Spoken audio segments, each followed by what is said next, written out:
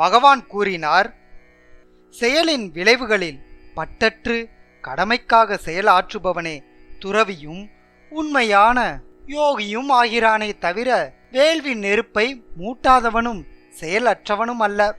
துறவு என்பது யோகம் போன்றதே. பரத்துடன் இணைவதே. சுயபுலன் திருப்திக்கான இச்சைகளை துறக்காத எவனுமே யோகியாக முடியாது. அஷ்டாங்க யோக முறையின் புது மாணவனுக்கே செயல் வழியாக கூறப்படுகின்றது. யோகத்தை அடைந்தவனுக்கோ ஜட செயல்களை துரத்தலே வழியாக கூறப்படுகின்றது.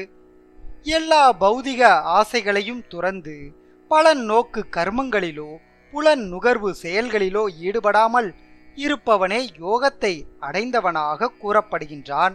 மனிதன் தன் மனதாலேயே தன்னை உயர்த்தி கொள்ள வேண்டும், இழிவுபடுத்தி கொள்ளக்கூடாது. மனமே கட்டுண்ட ஆத்மாவின் நண்பனும் எதிரியும் ஆகும். மனதை வென்றவனுக்கு மனம் சிறந்த நண்பனாகிறது.